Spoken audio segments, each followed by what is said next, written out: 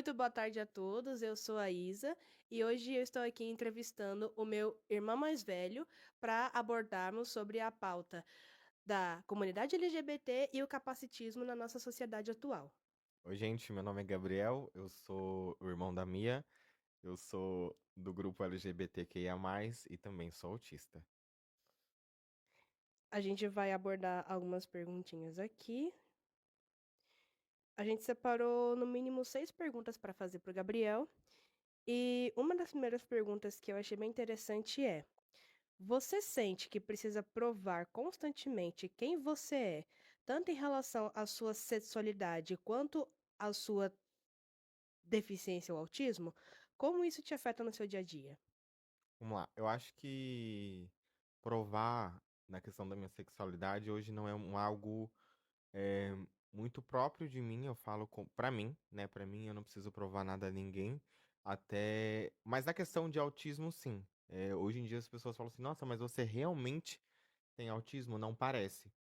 E quando você traz, pontua as coisas, né, os pontos que trazem o porquê eu sou autista e como foi dado esse diagnóstico, parando no tempo ali e na questão de vivência que a gente tem, dá pra ver que isso é explícito, tá? Mas o olhar nu de quem não tem contato ou não entende um pouco sobre a questão de autismo, não é perceptível isso. Certo?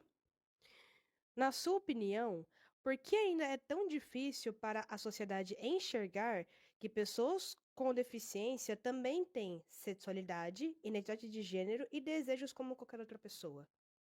Eu acho que faz parte de um tabu todo, né? É Uhum. difícil as pessoas enxergarem esse outro lado, porque é aquilo que eu falo, é a convivência. Sim. Se você convive com uma pessoa que tem autismo e ela é do grupo LGBTQIA+, é fácil para ela identificar isso. Mas para as pessoas de fora que não tem essa convivência e tá passando por né, eu falo em questão de tempo, né, tipo vivência muito curta, não é fácil de enxergar isso.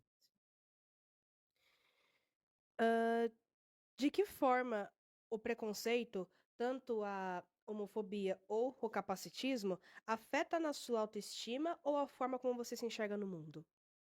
Eu levei muito tempo quando eu me assumi para entender a questão da minha autoestima. Eu passei por ciclos muito grandes, então hoje o Gabriel que eu sou hoje eu não era o Gabriel do passado, né? O Gabriel do passado ele quis se descobrir no mundo trans, quis se descobrir no mundo das afeminadas e tá num grupo específico, né?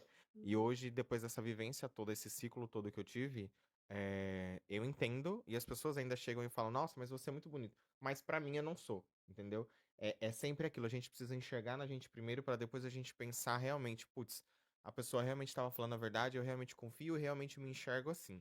Então, na questão de autoestima, eu acho que isso para todo mundo leva muito tempo, né? Ninguém tá feliz 100% com a autoestima e hoje isso não me afeta mais, né? Uhum. Vou falar que a questão do autismo afeta? Não vou falar que não, porque até quando eu falo para as pessoas que eu estou me relacionando ou qualquer outro amigo novo ou qualquer outra situação, as pessoas, né, olham assim, nossa, mas você tem autismo? Então você vê que esse preconceito ele já é reverso ali, né? Quando você joga a deixa, quando você traz a informação, já vira uma arma contra, né? E a gente fala, a gente tá acostumado com as pessoas à nossa volta, obviamente, brincando, né? Mas quem não tá acostumado leva num tom de verdade, É. né? Então, a maior parte dos meus amigos e até a minha irmã, a gente brinca muito, tipo, ah, mas você é autista, ah, Uhum. vai ser isso e aquilo.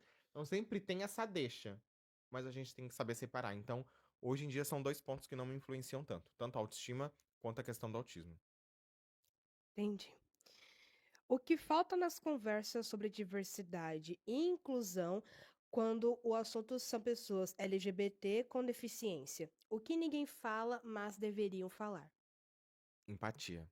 Eu acho que hoje o mundo todo ele precisa dessa inclusão na questão de empatia. É muito difícil a gente olhar por outro lado, esquecer os nossos problemas na questão de sexualidade, e na questão de problemas com deficiência. Então, quando a gente fala de LGBTQIA+, a gente fala de pessoas que sofrem todos os dias. Todos os dias a gente vê casos aí da falta de inclusão. E isso dói muito. Eu falo por mim e por outras pessoas também.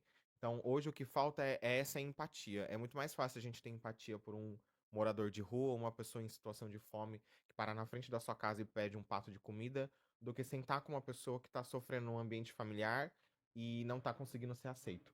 E é a mesma coisa para as pessoas que têm deficiência, não só o autismo, mas na questão um deficiente visual ou um deficiente físico, tudo ali influencia na questão de empatia. Eu acho que se o mundo hoje se abraçasse e falasse, vamos resolver todo mundo os problemas juntos e entender o que cada um tá passando, essa situação melhoraria um pouco mais. Sim. Você acha que a forma como a sociedade fala de inclusão ainda é superficial? O que seria uma inclusão de verdade para você hoje em dia?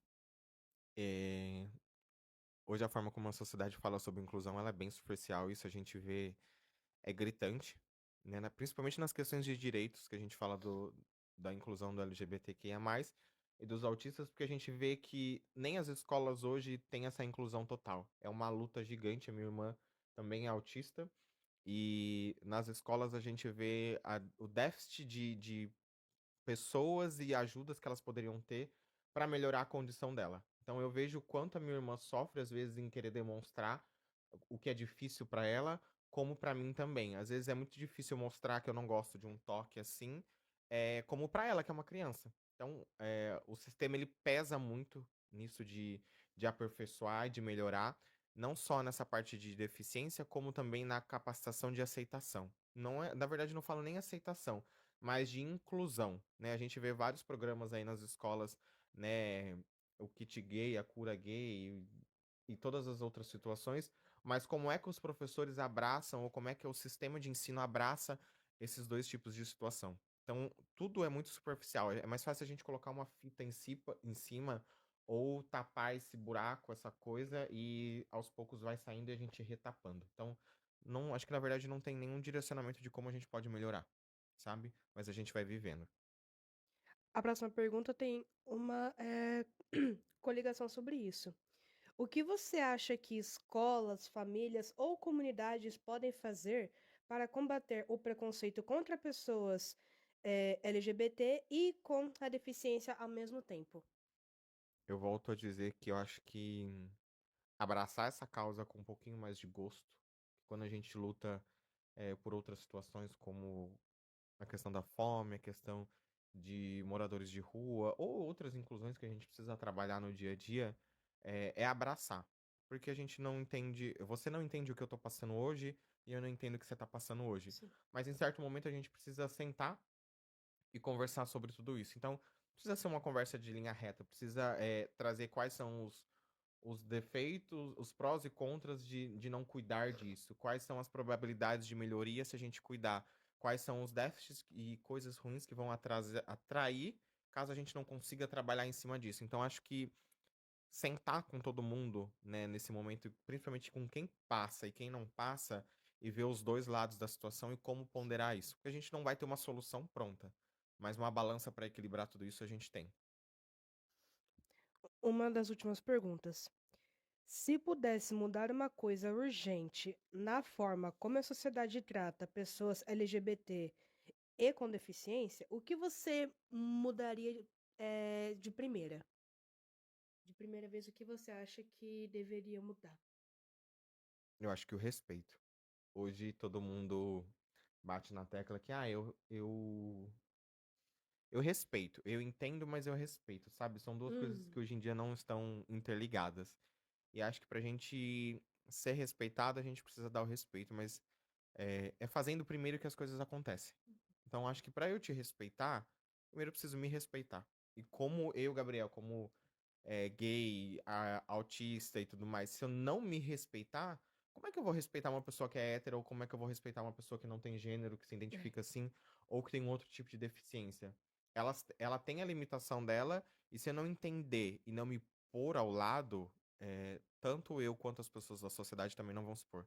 Porque a gente é o reflexo do que a gente é criado. Então, se eu sim. não tive uma educação lá atrás que me colocasse a par disso, hoje eu, como Gabriel, também não conseguiria me entender. Hoje eu poderia estar passando por mil e um psicólogos, psiquiatras, tomando mil e um remédios, me afundando numa depressão, porque eu não conseguiria me entender. E também, se alguém entrasse na minha vida assim, dessa maneira, eu também não ia conseguir entender. Eu acho que olhar com o outro lado de respeito, como eu disse, respeito, empatia, entender esses valores, a gente consegue não padronizar, mas mais uma vez, equilibrar. Certo. Você gostaria de compartilhar um pouco da sua história com as pessoas? Você se sente confortável em falar como você descobriu a sua, se sexualidade ou a questão do autismo? Sim. Há uns 4, 5 anos atrás eu tava querendo passar por uma transição. O Gabriel que vocês veem hoje, ele foi uma Camila lá atrás, né? Eu tinha cabelos grandes, eu sempre me interessei por homem desde a adolescência, colegial, aquelas coisas fantásticas de, vamos falar assim, de High School Music, homens lindos e tudo mais. Então, é aquele sonho adolescente, né? A gente vai se descobrindo aos poucos. E quando eu me descobri gay, foi um surto total em casa, né? Eu fiquei sem falar com a minha mãe por um mês, e hoje o relacionamento que eu tenho com ela é, assim, um dos melhores da minha vida. E nesse meio tempo, eu fui me descobrindo. Então, eu passei de Gabriel para um gay afeminado. Depois, eu fui querendo padronizar. Depois, eu fui. Não, eu quero ser trans. Eu nem entendi o que era ser trans na minha vida, né? E eu quis passar por esse processo. E num desses processos, a gente entra na questão de harmonização, né? Então, você tem que passar com psicólogo e psiquiatra para entender aonde a sua cabeça vai estar e que nível vai estar tudo, porque não é uma coisa assim do dia para o outro. Eu me reconheço até hoje em muitas outras situações, né? E dentro disso, passando com a psicóloga, ela me virou e falou: Gabriel, eu acho que você tem alguns pontos que te ligam ao autismo. Pra mim, nem tchum, nem sabia. Eu vou falar bem a verdade, eu não sabia o que era autismo, né? Porque a minha irmã não tinha nascido ainda. Não, na verdade, ela tinha nascido, mas não demonstrava grau de autismo, né? E foi com o tempo ali que eu fui passando no psicólogo, ela foi me diagnosticando, trazendo pontos ali que eu apresentava o grau de autismo, que é bem baixo, mas tem. E depois eu fui pro psiquiatra, que aí a gente entra para entender a questão de hormônio, como o hormônio vai reagir e tudo mais. E aí que ele trouxe realmente o diagnóstico de autismo. E aí eu vivi uma relação ao qual eu não entendia, né? Eu tava comentando até com as meninas esses tempos, na questão de toque, na questão de roupa, comida. É sempre muito padrão para mim. É sempre aquilo. E no passado eu me julgava, por que que eu não gosto disso? Por que que eu não gosto que me abraça, me aperta dessa maneira? Porque é meu, né? Na questão do autismo, a gente tem alguns graus assim e vai interligando. Questão de roupa, sempre preto e cinza, se eu visto uma outra cor, já me incomoda, textura. Então, tudo a gente vai pontuando ali e vai enxergando que o autismo ele tá inserido em acho que 99% da população brasileira, mas as pessoas ou não aceitam ou não entendem como é isso, que acham que é uma doença que tem que tomar remédio, isso e aquilo. Óbvio, você tem que tomar remédio para ajudar em outros aspectos, mas não em você se aceitar, né? Isso foi um processo. Hoje eu me abraço inteiro, eu me entendo que lá atrás foi um processo difícil para mim, para minha relação, mas hoje eu vejo que é o que me completa, né? É o que traz a minha personalidade, quem eu sou realmente. Basicamente foi isso. Muito bem, muito obrigada pela participação, a gente Eu que agradece agradeço, muito Lu. por você estar aqui com a gente. E a entrevista, sim, encerra por aqui. Muito obrigada pela atenção de todos, espero que tenham gostado e tchau, tchau.